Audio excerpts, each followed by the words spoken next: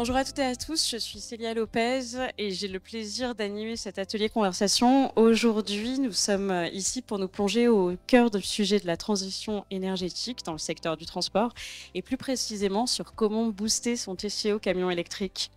J'ai le plaisir d'avoir à mes côtés Yann Collin, directeur des mobilités vertes chez BRNU. Bonjour. Bonjour à tous. Bonjour Et Célia. Thomas Van Cotten, qui est directeur adjoint, directeur général adjoint chez Charge Poly. Bonjour à tous. Je vais juste vous présenter un peu comment ça va s'articuler l'atelier conversation. Dans une première partie, je vais poser des questions à Yann et Thomas. Et dans une seconde partie d'atelier, on pourra vous passer le micro si vous avez des questions. Surtout, voilà, n'hésitez pas. L'idée, c'est qu'il y ait de l'interaction dans la deuxième partie de l'atelier. Sans plus attendre, je vais laisser la parole à Yann et Thomas pour débuter cette conversation. Yann, bonjour. Merci d'être à nos côtés pour expliquer à l'auditoire comment BRNU fait sa transition vers des flottes zéro carbone et le met au service de sa compétitivité. Mais avant, est-ce que tu peux nous dire en quelques mots, nous présenter en quelques mots BRNU ? Bonjour à tous. Donc BRNU est une société de transport et de logistique française avec un chiffre d'affaires en 2023 qui était d'environ 250 millions d'euros, 1800 collaborateurs, une flotte de moteurs 1200 poids lourds et en logistique 500 000 m² d'entrepôt, avec une petite spécificité, c'est que cette année nous fêtons nos 60 ans. Et juste pour poser le cadre aussi de la façon dont nous travaillons et dont nous sommes organisés, aujourd'hui l'entreprise est totalement indépendante et n'est détenue que par d'anciens managers du groupe. On n'a pas de fonds d'investissement ni de banque dans le capital. Donc on est très agile, limité, et on va en parler par rapport aux investissements, certes, mais très agile et libre aussi de faire nos choix sans avoir une entité qui attend des bénéfices ou de la rentabilité au détriment de la décarbonation, par exemple. Merci. En tant que directeur des mobilités vertes, pouvez-vous nous présenter la stratégie que vous impulsez chez BRNU ? Alors, la stratégie, elle s'est mise en place assez récemment, véritablement, mais elle a commencé malgré tout il y a déjà un peu moins de 10 ans avec l'arrivée des premiers véhicules au gaz, donc GNL. Donc en 2015, on a acquis une quinzaine de tracteurs GNL. Donc ça a été le début de la, entre guillemets, pseudo-transition, puisque ces véhicules ne décarbonent pas suffisamment, du moins l'énergie ne permet pas de décarboner suffisamment. Donc jusqu'à ces dernières années où les technologies ont évolué, et on s'est retrouvé avec un certain nombre de solutions qui nous ont été proposées, hein, on a pu déclencher une véritable transition sur la mobilité. Alors, elle avait déjà commencé sur la partie logistique avec la solarisation d'une partie de nos plateformes logistiques, la gestion du tri de déchets, ce type de choses-là. Et sur la mobilité, c'était limité. Depuis 3 ans, je travaille sur cette partie de décarbonation et on a la chance d'être dans une période où on a plein de solutions. Et on a créé un service mobilité verte à l'été 2022. Donc j'en ai pris la direction et aujourd'hui, ça occupe 100% de mon temps, ce qui est largement nécessaire pour pouvoir accompagner nos clients, les demandes de nos clients, notre besoin interne de décarboner. Et puis avec voilà, des salons comme cela ou d'autres, on a de la veille technologique, du sourcing, beaucoup de choses à faire et ça avance plutôt dans le bon sens. Je crois que tu es équipé de véhicules électriques dans ton parc. Alors, oui. On a aujourd'hui, sur l'ensemble des véhicules électriques, on a une partie qui est dédiée à la gestion de parc, donc la gestion des remorques. Ce sont des véhicules, ce qu'on appelle off-road, qui ne sont pas immatriculés. Donc on en a 7. On en a 7. On en a 2 qui sont des rétrofits électriques de la marque Neotrucks et 5 qui sont un peu des véhicules, comment dirais-je, au look futuriste, mais qui sont dédiés à cette activité de la marque Blide. Donc ça, ce sont 7 véhicules de parc. Et en parallèle, on a déployé, là, entre la fin 2023 et début 2024, 4 véhicules électriques de livraison. Donc un porteur qui ressemble un petit peu à celui qui est derrière nous, le Renault Truck 116 tonnes. Et 3 tracteurs Volvo qui sont sur des activités de distribution avec remorque ou de collecte de produits finis pour l'un de nos clients. Et ça, c'est le début chez Bayer de cette transition vers l'électromobilité, notamment l'électrique à batterie. Avec un objectif d'une cinquantaine de véhicules zéro carbone d'ici 2050. Ah non, bien avant. C'est une cinquantaine de véhicules d'ici 2025. C'est un objectif. Alors, cet objectif, il est aussi lié, corrélé à l'offre des constructeurs, puisqu'aujourd'hui, on a la chance aussi d'avoir, si on prend tous les constructeurs réunis, toute la gamme des véhicules poids lourds est représentée. On peut faire tourner du 12 tonnes au 44 tonnes. On a aussi la possibilité, aujourd'hui, de mettre des remorques frigo 100% électriques. Bayer, la semaine dernière, a déployé le premier ensemble 100% électrique en France, donc avec un tracteur Volvo et une remorque de la marque Krone 100% électrique qui est totalement autonome. Donc on a aussi aujourd'hui cette possibilité de déployer ce type de matériel. Et je dirais que pour finir sur la partie électromobilité, on déploie également des véhicules hydrogène, alors à pile à combustible, donc ce sont des véhicules électriques, mais on est aussi dans cette dimension-là. Ce n'est pas simplement du batterie, mais il y a aussi de l'hydrogène. D'accord. Et donc, par rapport à ta stratégie mobilité verte, comment impacte-t-elle ta réussite commerciale, enfin, la réussite commerciale de Berthe? Alors j'en parlais hier avec une personne du ministère des Transports, quoi, du ministère, plus le ministère des Transports, mais bon, quelqu'un qui est associé à ce ministère. En tout cas, aujourd'hui, on ne peut pas décorréler l'économie de l'écologie ou l'écologie de l'économie. Il me parlait d'un terme qui a été inventé qui est l'éconologie. Moi, je crois que c'est comme ça. En tout cas, c'est une réalité. Aujourd'hui, on peut pas. Il y a quelque chose qui est important, c'est que tout ce qu'on va mettre en œuvre euh, en termes d'électromobilité ou de décarbonation, c'est lié à des contrats qu'on va signer ou des engagements qu'on va avoir avec nos clients. Puisqu'aujourd'hui, on ne peut pas supporter en tant que transporteur la totalité ou même 50% du surcoût de soit de ces véhicules-là, soit de cette solution. Donc, on est obligé de prendre en compte le côté économique, donc d'avoir de la rentabilité. Ça, c'est sur l'aspect, je dirais, concret de la mise en œuvre de ces solutions. Et puis, mais c'est propre à n'importe quelle entreprise, si on n'a pas de rentabilité, on ne peut pas développer puisqu'on n'a pas forcément de financement. Les banques vous prêtent si vous gagnez de l'argent. Si vous ne gagnez pas de l'argent, elles vous prêtent de moins en moins, voire pas du tout. Et si on n'a pas la possibilité d'investir, on ne peut pas investir sur ces nouvelles technologies. On ne peut pas accompagner nos clients qui nous demandent de décarboner leurs activités.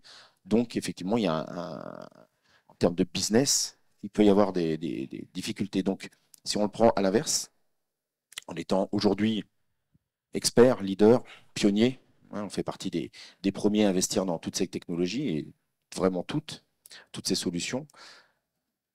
On a une approche qui est vue par les clients qui est très bénéfique, très positive, novateur. On a chez Bayer une caractéristique, c'est qu'on ose. Souvent, on va sur des projets ou des solutions qui ne sont pas forcément prises par les autres. Nous, on y va, pas trop peur. C'est aussi, je vous parlais tout à l'heure du cadre de notre entreprise détenue uniquement par d'anciens managers. Ça nous laisse beaucoup d'agilité et ça permet d'aller sur des solutions comme ça sans avoir à avoir 40 signatures ou l'aval du PDG. Voilà, c'est très agréable de pouvoir travailler dans ces conditions-là. Ça laisse beaucoup de liberté aussi pour déployer du business auprès de nos clients. Et aujourd'hui, sur votre question, Célia, pour répondre à votre question, pardon, toute cette approche nous donne beaucoup de valeur ajoutée en fait. Beaucoup de valeur ajoutée et une grande partie de nos clients comprennent qu'ils sont dans l'obligation de décarboner. Donc ils recherchent des solutions et nous on leur apporte ces solutions-là. Alors on ne l'apporte pas tout seul, hein. On a des partenaires comme vous, on a des partenaires, j'en vois dans la salle, qui nous accompagnent aussi auprès directement de nos clients. Et vraiment ce rôle d'expert, il est pris à sa juste valeur par nos clients. Donc en termes de business, c'est du très très positif. D'accord, merci. Quand vous avez étudié le TCO camion électrique, quels ont été les grands éléments de comparaison avec le TCO camion diesel et quelles conclusions en avez-vous tirées?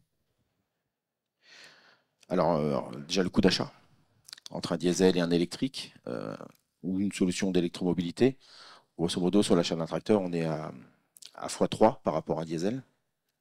Donc déjà, il y a cet aspect qui forcément à prendre en compte, puisqu'aujourd'hui, on vend des solutions à nos clients. Alors, soit ce sont des solutions en remplacement de véhicules diesel sur des activités qu'on a déjà, soit ce sont des nouvelles activités que les clients nous demandent de prendre avec des véhicules zéro émission. Donc forcément, l'aspect économique, l'aspect tarifaire est hyper important. Sur ces TCO, aujourd'hui, si on reste dans un cadre de contractualisation classique sur 2-3 ans, comme on fait avec une grande partie de nos clients avec des véhicules diesel, ça ne fonctionne pas. Ça ne fonctionne pas puisque le surcoût, ou le coût de ces matériels, on ne peut pas l'amortir en si peu de temps. La charge mensuelle est trop importante et le client est prêt à faire un effort, mais il n'est pas prêt à faire un si gros effort. Donc aujourd'hui, déjà, ça change la nature de la relation avec le client, puisqu'on rentre sur des contrats beaucoup plus longs. Il faut savoir qu'aujourd'hui, je vais parler encore une fois de mon expérience chez Baer et de ce qu'on fait. Les contrats dans l'électromobilité, que ce soit sur le véhicule à batterie ou le véhicule hydrogène, les contrats sont entre 5 et 8 ans.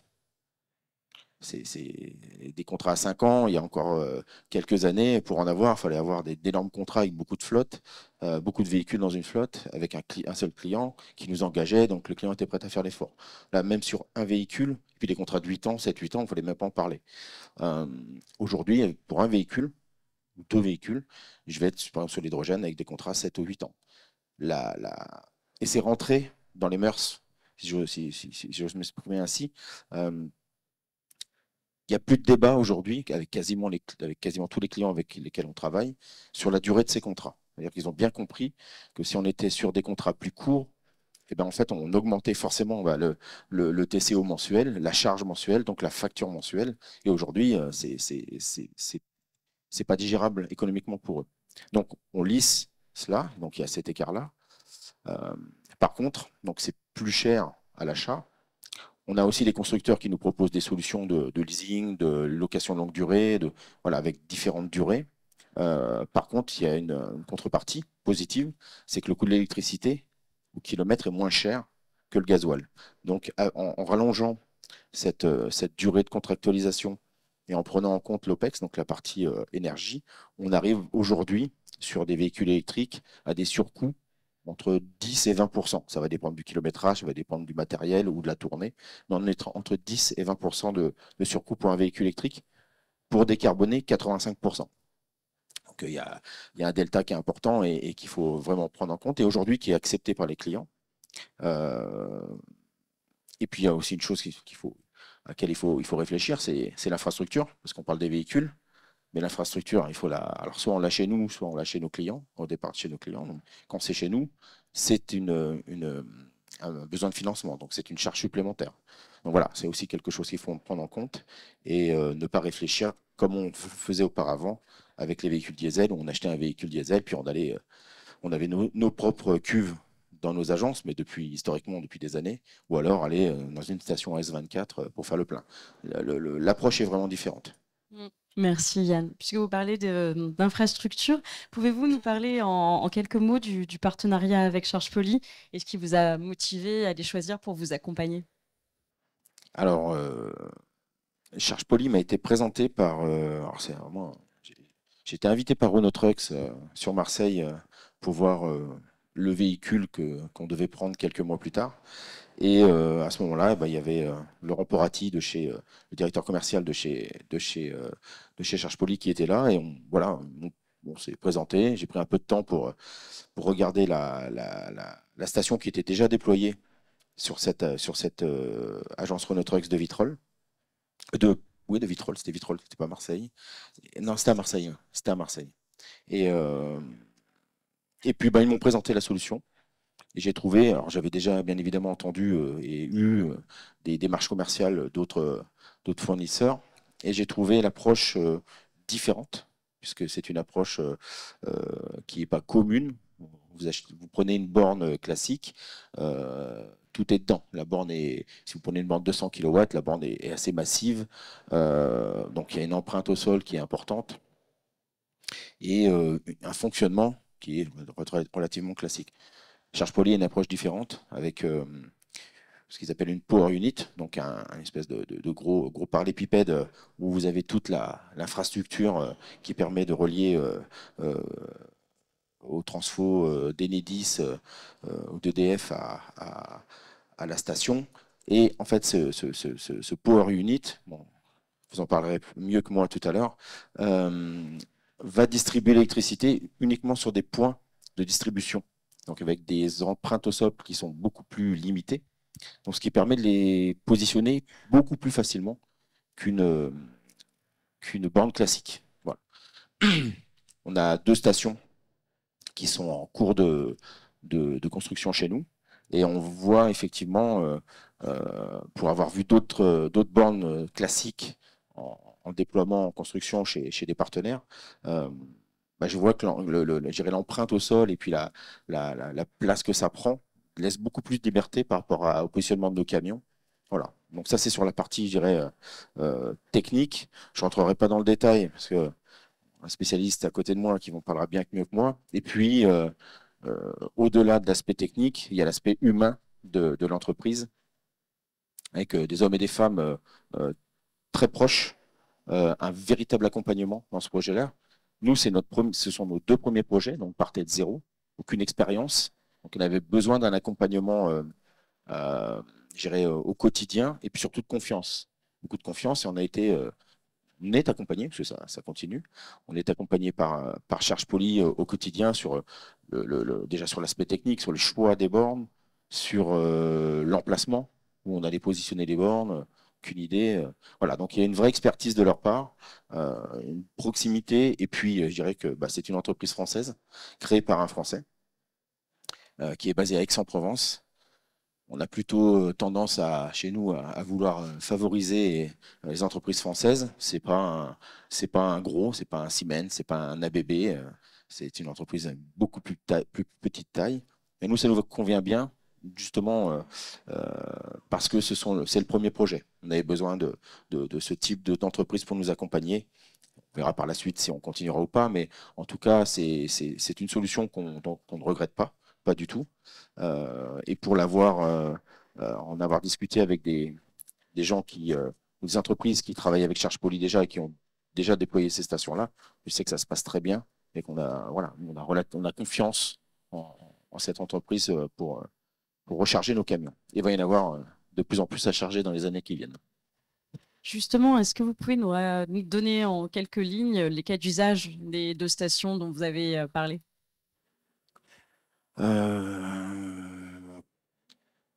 Ils sont divers et variés. Alors, on a suréquipé ces stations. Aujourd'hui, on a choisi de mettre 3 points de distribution 200 kW par station, une à côté d'Avignon et une à côté de notre siège social à Saint-Rambert-d'Albon dans la Drôme. Sur Avignon, on a un seul camion qui va être alimenté, mais on a choisi, parce que les coûts d'infrastructure, le fait de casser le béton, voilà, on ne veut pas le faire 10 fois.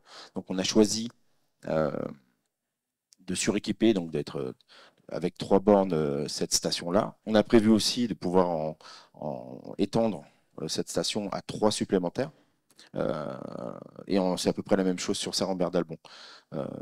Aujourd'hui, les cas d'usage sont relativement simples. C'est des véhicules qui tournent la journée et qui ont toute la nuit, voire un peu plus, pour recharger. Voilà. À la rigueur, on n'aurait pas eu besoin d'avoir une telle infrastructure, mais on sait que dans les mois et années qui viennent, bah, l'équipement en véhicule électrique va s'intensifier. Les demandes sont de plus en plus importantes. On a aussi une offre constructeur qui devient de plus en plus intéressante.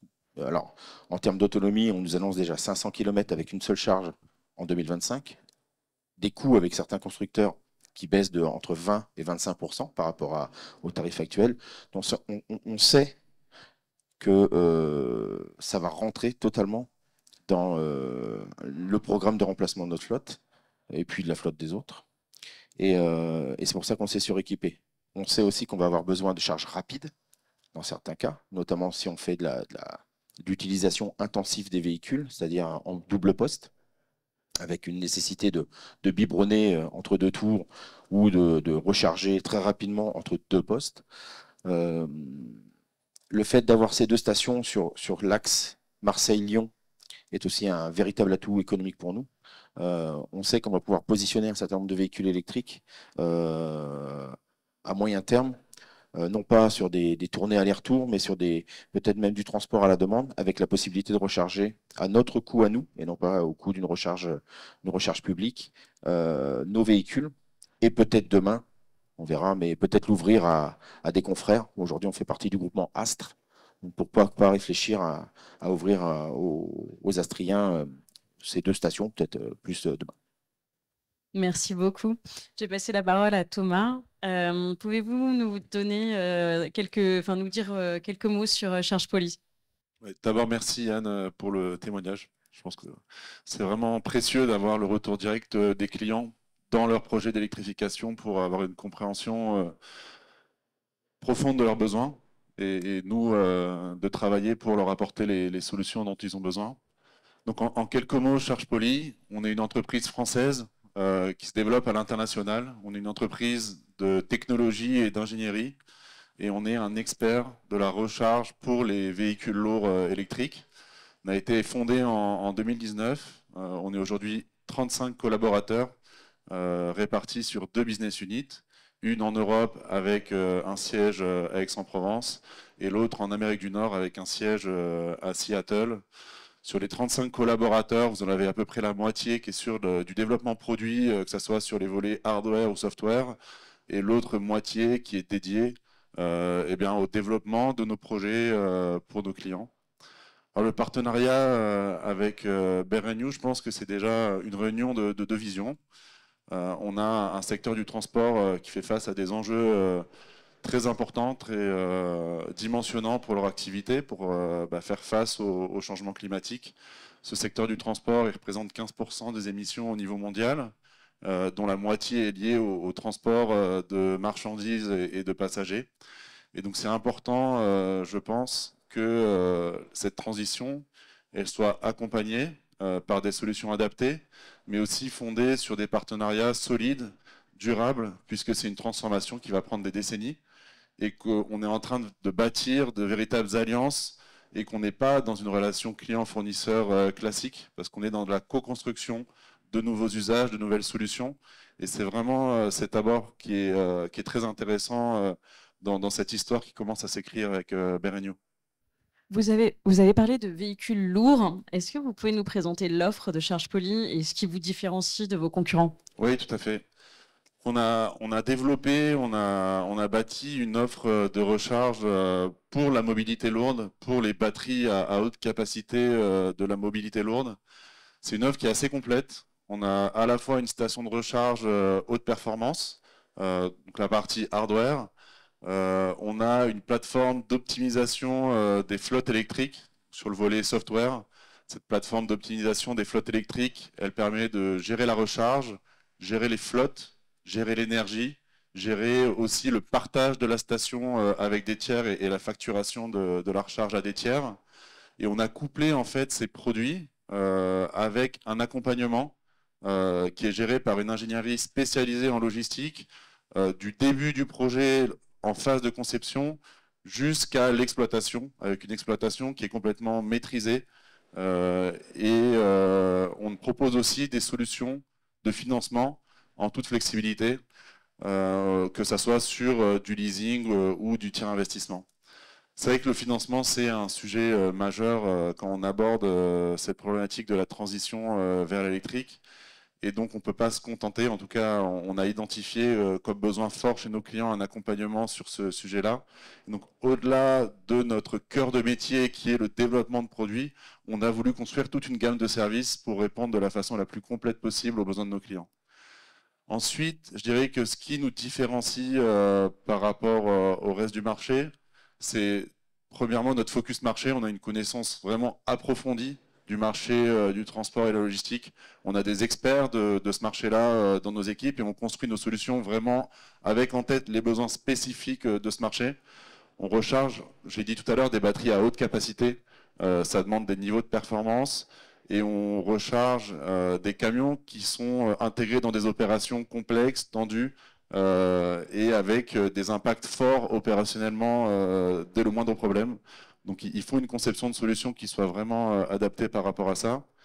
Et l'autre point de différenciation, c'est la maîtrise technologique de bout en bout.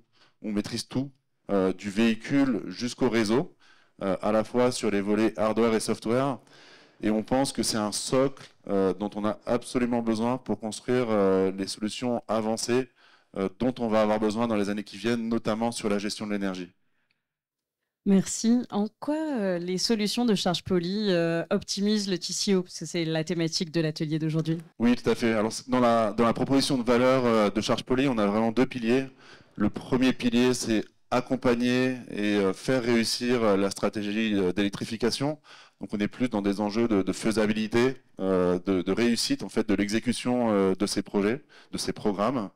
Et on a le deuxième pilier qui est l'optimisation du TCO du camion électrique. Alors on a plusieurs façons d'arriver à cet objectif. Un des premiers leviers, c'est la conception intelligente en fait, de l'infrastructure. D'abord en ayant vraiment une approche centrée sur le TCO, c'est-à-dire qui prend en compte à la fois les CAPEX, mais aussi les OPEX. La compétitivité d'une offre, ça ne se résume pas à son coût CAPEX, c'est aussi sa capacité à aller optimiser les OPEX sur la durée d'utilisation. Et donc on intègre ça en phase amont, et donc ça passe par les flexibilités pour aller optimiser les coûts énergétiques sur les heures les moins chères. C'est éventuellement l'évolutivité de l'infrastructure par rapport à un plan d'électrification sur plusieurs années du transporteur.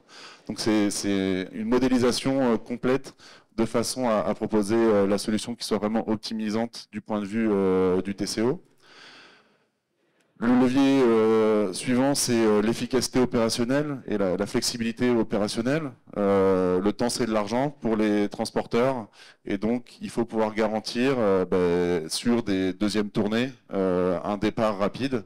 Il faut pouvoir aussi limiter les opérations de jockeyage pour les transporteurs avec une infrastructure qui permet de brancher le plus de camions possible à la fois sans avoir à gérer des opérations de débranchage et de rebranchage des camions.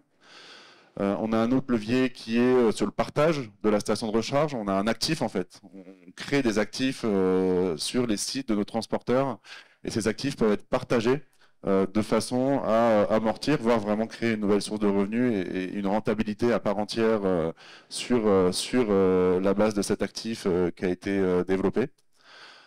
On a un gros axe de notre offre qui est sur l'optimisation des dépenses énergétiques. Donc c'est consommer moins et c'est consommer moins cher. Ça passe par la qualité énergétique de notre station de recharge, de performance. Sur les rendements, on a un rendement à 96% au niveau de la station. C'est des rendements très élevés comparés à des solutions d'essai et évidemment par rapport à des solutions AC où la conversion embarquée dans le véhicule donne des taux de rendement bien moins performants. C'est alors sur des éléments un petit peu plus techniques, les facteurs de puissance sur la consommation d'énergie réactive. On commence à être sur des sites, sur des niveaux de tension où la consommation d'énergie réactive est un vrai enjeu. Nous, on a un power factor supérieur à 0,99. C'est excellent et ça permet de limiter les dépenses énergétiques. Ce n'est pas forcément des choses que les clients regardent en premier lieu quand ils comparent les offres. Donc, on a un travail d'éducation. Parce que la gestion énergétique, c'est un enjeu très fort pour les transporteurs. Je fais une petite parenthèse. On a modélisé une électrification de 100% des flottes vers l'électrique. Ça représente une consommation au niveau du site logistique qui augmente de 4 à 5 fois par rapport à la consommation du bâtiment. Donc c'est des enjeux vraiment énormes. Et enfin, on a un axe également très fort, c'est sur la préservation des actifs.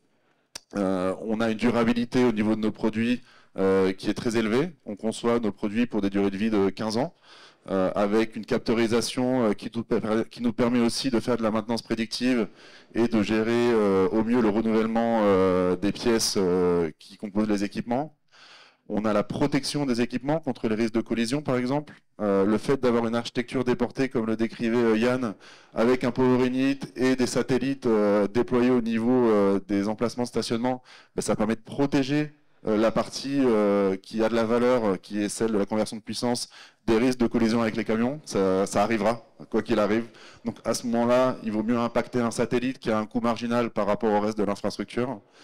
Et puis on travaille aussi sur tout ce qui est la batterie, en fait, la préservation de la durée de vie de la batterie du véhicule, qui est une valeur énorme en fait dans la valeur totale du véhicule. Donc ça passe par des stratégies de recharge sur les niveaux de SOC, éviter dans la mesure du possible, si les plans de tournée le permettent, d'aller jusqu'à des SOC de 100% et de laisser le véhicule stationner longtemps sur ces SOC-là. Ça, c'est des facteurs de détérioration de la batterie. Et on propose en fait un suivi tout au long de la vie du véhicule, personnalisé, de la détérioration évaluée. Alors on ne remplacera jamais un diagnostic constructeur. Sur les diagnostics avancés, nos clients doivent s'en remettre au constructeur, mais ça permet de détecter d'éventuelles anomalies que nous, on est capable d'identifier au niveau de l'infrastructure de recharge et de lever une alerte au moment où on pense qu'il y a quelque chose à aller investiguer de façon plus approfondie. Merci beaucoup. Yann, je vais vous redonner la parole. Est-ce que vous auriez des conseils à donner à des entreprises qui voudraient basculer vers l'électrique ou qui, voilà. Je dirais dans un premier temps, il ne faut pas avoir peur. Faut pas avoir peur. L'électrique, c'est une solution aujourd'hui qui rentre dans une certaine maturité. On le voit aussi bien avec les constructeurs qu'avec les fournisseurs de solutions de recharge. Nous, on a déjà un certain nombre de véhicules qui tournent depuis quelques mois pour ceux qui font de la livraison et on en est très satisfait. Les problèmes qu'on peut rencontrer sont essentiellement des problèmes de software, donc de mise à jour, voilà. Et puis les constructeurs ou les différentes agences des constructeurs découvrent elles aussi, ou les techniciens, toutes ces nouvelles technologies. Ça se passe très bien. Il y a un vrai accompagnement des constructeurs. Donc déjà sur cette partie-là, c'est rassurant. C'est rassurant. Aujourd'hui, quand on déploie des véhicules, et Thomas le disait à juste titre, on est dans une production. Donc le client attend un service, il nous paye pour ça. Si on décarbone avec un véhicule électrique, il faut que la qualité de service soit identique. Donc on ne peut pas partir à l'aventure avec des solutions qui ne seraient pas fiables, où il n'y aurait pas de maintenance, voilà, où il n'y aurait pas un accompagnement. Donc aujourd'hui, rien que sur cette partie-là, pour ceux qui voudraient se jeter dans l'aventure électrique, c'est fiable. Voilà, c'est fiable. Il ne faut pas avoir peur. Voilà. Et puis aujourd'hui, tous les constructeurs sont attentifs à la commercialisation des quelques véhicules qu'il y a. Il faut savoir qu'en 2023, il n'y a même pas 850 véhicules électriques poids lourds qui ont été vendus, ou immatriculés plutôt en France. Donc ça reste vraiment très, très limité. Donc on a là toute l'attention, voilà, de ces constructeurs-là quand on déploie les véhicules, et puis quand on n'est pas content, ils réagissent très vite. Déjà, ça c'est bien. Deuxièmement, déjà on a des solutions d'infrastructure. Alors on parle aujourd'hui de ChargePoly, il y en a d'autres, mais on a beaucoup de solutions en infrastructure. Vous en parliez, Thomas, il y a l'accompagnement au niveau de la gestion de la charge. C'est pas juste on branche et on récupère le camion le lendemain matin. On est capable d'aller chercher de la donnée, de la data, d'analyser aussi les consommations des véhicules. Aujourd'hui, dans l'approche que tous les constructeurs, tous les transporteurs ont sur la conduite des véhicules, il y a l'éco-conduite avec les véhicules diesel ou aujourd'hui les véhicules au gaz par exemple. Elle va être d'autant plus importante avec ces véhicules électriques que les conducteurs n'ont pas l'habitude. Voilà. Et qu'il y a la possibilité, en faisant vraiment des gros efforts sur sa conduite, de limiter la consommation. Et aujourd'hui, on a des belles surprises avec les véhicules qu'on utilise aujourd'hui, avec des consommations qui sont bien plus basses que ce qui avait été annoncé par les constructeurs. Donc, je dirais que c'est que des choses positives. Et je dirais, pour finir là-dessus, le secteur du transport aujourd'hui est sinistré en termes de ressources humaines, quel que soit, alors transport et logistique, quels que soient les postes. Mais il y a un poste qui est particulièrement sensible, c'est celui des conducteurs. Et la petite expérience qu'on a aujourd'hui sur les véhicules électriques montre que les conducteurs sont très sensibles, très sensibles. Et encore, je pense que le mot n'est pas le bon, mais en tout cas, à partir du moment où vous les mettez dans un véhicule électrique, ils veulent plus revenir sur un véhicule thermique. Voilà. Le confort de conduite, la sérénité, je pense que ça va amener aussi peut-être sûrement une baisse de la sinistralité.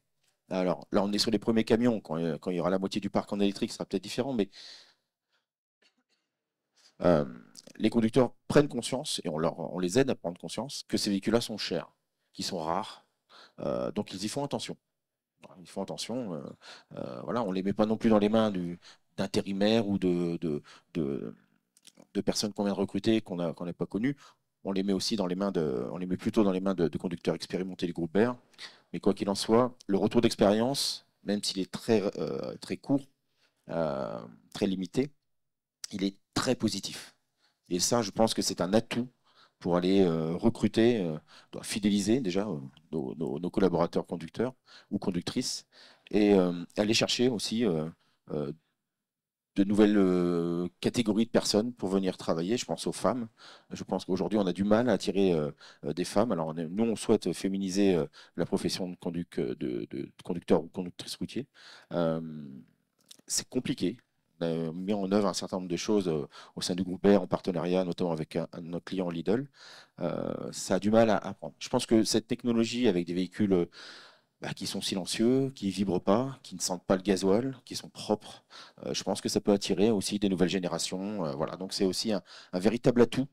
Et je ne peux que pousser mes confrères transporteurs à aller dans cette direction de l'électromobilité. Euh, de toute façon, on n'aura pas le choix. Et on n'a pas le choix, il faut y aller. Et je pense que faire partie des leaders ou des suiveurs, c'est bien. Attentistes, je pense que vous allez, pour ceux qui attendront trop, je pense que ce sera trop tard. Et les impacts seront importants dans les entreprises qui auront tardé à s'y mettre. Merci beaucoup. La première partie de l'atelier est terminée. J'espère que ça vous aura apporté des éléments de réponse et que ça a répondu à vos attentes. On a un micro. Si des personnes veulent poser des questions, on y répondra avec grand plaisir. Bonjour, Marc-Antoine. Bonjour. Monsieur Collin, dans la dernière partie de votre intervention, vous parliez d'un impact potentiellement négatif pour les transporteurs s'ils viennent sur l'électromobilité, sur le tard.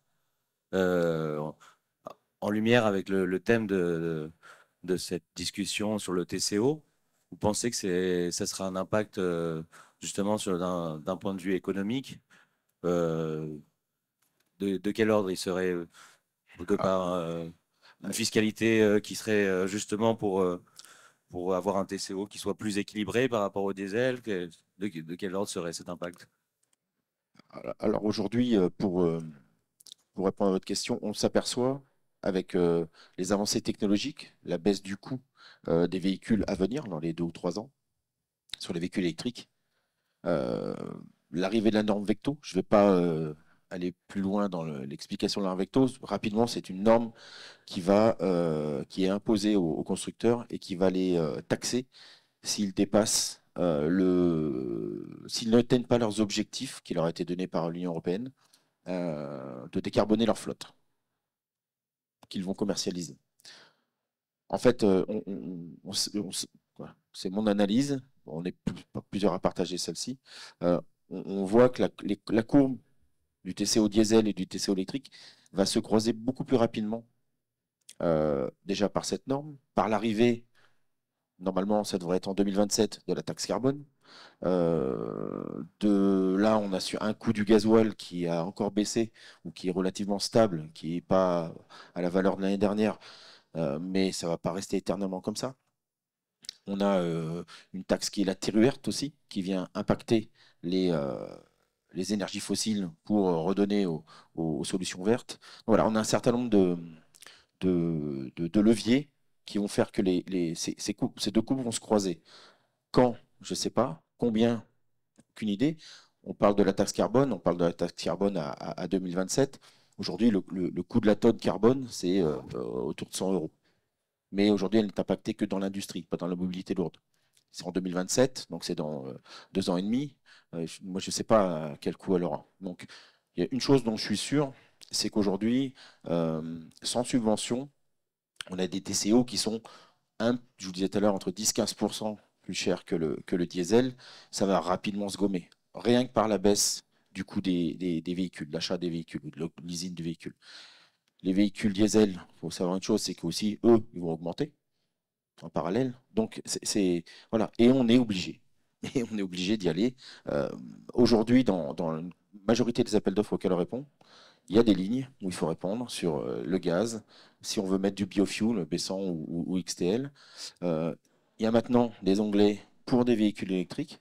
Donc on s'aperçoit qu'il y a un certain nombre de grands chargeurs incluent cette vision de la décarbonation déjà dans leurs appels d'offres. Même si les solutions, il n'y en a pas, il y a pas pléthore. Mais en tout cas, ça fait partie de leur réflexion en amont d'achat.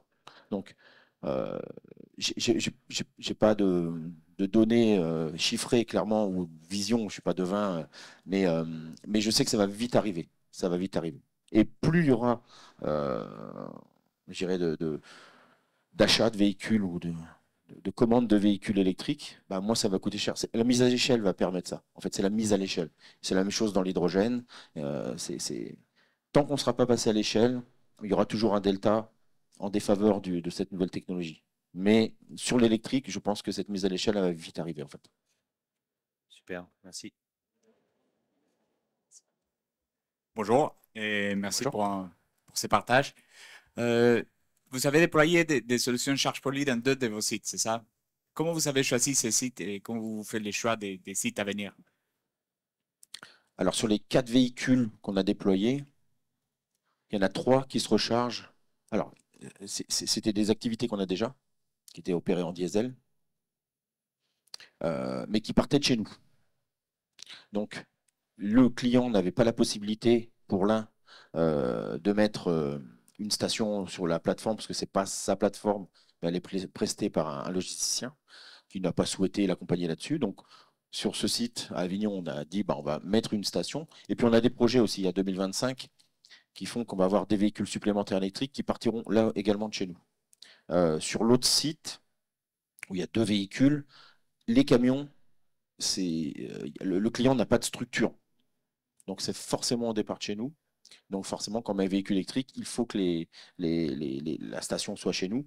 Et sur le 4e, le 3e tracteur, en fait, ce 3e tracteur, lui, part par contre directement de chez le client. Donc la borne est chez le client. Donc en fait, les choix, ils sont liés à l'activité pour l'instant. Mais voilà, là, on va travailler en interne sur un appel d'offres, par exemple, pour le déploiement à venir entre 2025 et 2027. On n'a pas défini mais combien de stations sur combien d'agences, mais on sait qu'on va être obligé d'y aller. Des clients vont s'équiper, mais pas tous. Tous n'ont pas la capacité, tous n'ont pas aussi la volonté économique de mettre de l'argent, ou pas l'environnement qui permet d'installer des bornes. Donc nous, on va venir un petit peu de manière proactive construire des stations. Peut-être que même sur certains sites, il n'y aura pas encore d'activité de camions. Mais en tout cas, j'en suis convaincu, si aujourd'hui, en tant que transporteur, on n'installe pas des stations sur nos agences, on va prendre du retard, encore une fois. Et ça va être aussi alors, je prends dans l'autre sens. Le fait d'en avoir, ça va être un atout en termes de business. Ça va être un véritable atout. Donc, encore une fois, c'est comment on se projette à 2030. À 2030, là je parle 2025-2027, on va dire à 2030, comment on se projette à 2030 sur l'électrification de nos flottes? Si on pense qu'aux véhicules et pas à l'infrastructure, ça ne marchera pas. Ça marchera pas. Et si on imagine se recharger uniquement dans les stations publiques en termes de coûts, je disais tout à l'heure, sur l'axe Lyon-Marseille, on aura 2 stations, c'est à nos coûts. Il y a une autre station, alors c'est très bien qu'il y en ait une autre, hein, qui est par un de nos fournisseurs aussi qui s'appelle Proveritis, qui se trouve à côté de Cavaillon, qui vient de s'ouvrir il n'y a pas longtemps, et elles sont très rares en France. Proveritis fait ce travail-là dans déployer sur certains axes. En tout cas, on s'aperçoit que sur cette recherche publique poids lourd, forte capacité, on a un coût qui est à minima d'électricité, hein, de l'énergie au kilowatt, qui est entre 1/3 et 2 fois plus cher. Donc, en termes de compétitivité, quand vous allez proposer un contrat avec un camion électrique à un client, bah, si vous rechargez chez vous, vous allez être mieux disant. Si vous recherchez à l'extérieur, voilà. Et puis en plus, vous ne maîtrisez pas. Parce que c'est comme d'une station publique, quoi. Voilà.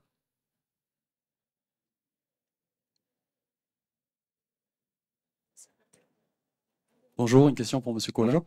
Dans votre flotte électrique, vous avez un mix entre des véhicules en rétrofit et des véhicules neufs. Qu'est-ce qui vous a incité dans ce choix? Est-ce que c'est une demande du client ou est-ce que c'est une demande de Berthe?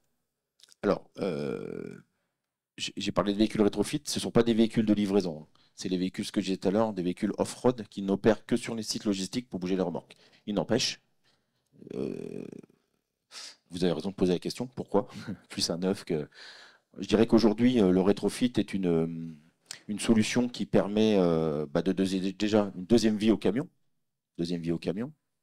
économiquement qui est moins cher qu'un véhicule standard, qui permet de relocaliser aussi, si vous pensez à l'aspect responsabilité sociétale, relocaliser de l'emploi en France. Voilà. Ces véhicules-là sont majoritairement fabriqués ou désassemblés et assemblés en France. Le véhicule dont je parlais en rétrofit, c'est un véhicule qui s'appelle de la marque Neotrucks, qui est sur le bassin Rhône-Alpes. Et tous les prestataires et fournisseurs de cette marque sont locaux. C'est Renault qui fournit le véhicule, il désassemble à Bourg-en-Bresse. C'est l'équipementier en batterie et en moteur électrique qui est vers Chambéry. C'est son carrossier qui est pas très loin de Bourg-en-Bresse. Voilà, et lui est lyonnais. Voilà. On est vraiment sur un écosystème, je dirais, régional. Juste pour faire une petite parenthèse, alors je suis directeur des mobilités vertes chez Berenew, mais on est aussi membre d'un certain nombre d'associations d'entreprises, France Supply Chain, Club Déméter, et je suis le président de la coalition Rétrofit H2. Je rebondis sur le côté rétrofit, non pas pour parler d'hydrogène, mais pour parler du rétrofit. Le rétrofit, c'est comment dirais-je, une véritable opportunité pour conserver de l'emploi chez nous, dans les régions, en France, peu importe. On sait que l'utilisation des véhicules en électromobilité va limiter le nombre d'interventions en maintenance. Il y aura moins de maintenance qu'un véhicule diesel. C'est comme ça, c'est technologique. Et on sait qu'il va y avoir une difficulté pour les garages aujourd'hui qui assurent la maintenance des véhicules standards de conserver un volume d'activité suffisant pour conserver leurs employés, par exemple. Donc, l'idée, c'est d'imaginer la transformation de ces métiers-là et d'utiliser en partie le rétrofit pour, voilà, c'est quand même des métiers mécaniques, voilà, avec certaines compétences techniques, et justement de transformer ces garages de maintenance, peut-être demain en garage rétrofit, voilà, ce type de choses-là. Donc, je pense que c'est une opportunité pour le pays, pour les régions, en termes social. Et puis, encore une fois, c'est vertueux. Hein, vous réutilisez un véhicule, les pièces que vous enlevez, tout ce qui est moteur et tout, elles sont remises dans une seconde vie aussi. Donc voilà, c'est très vertueux, en fait, c'est très vertueux.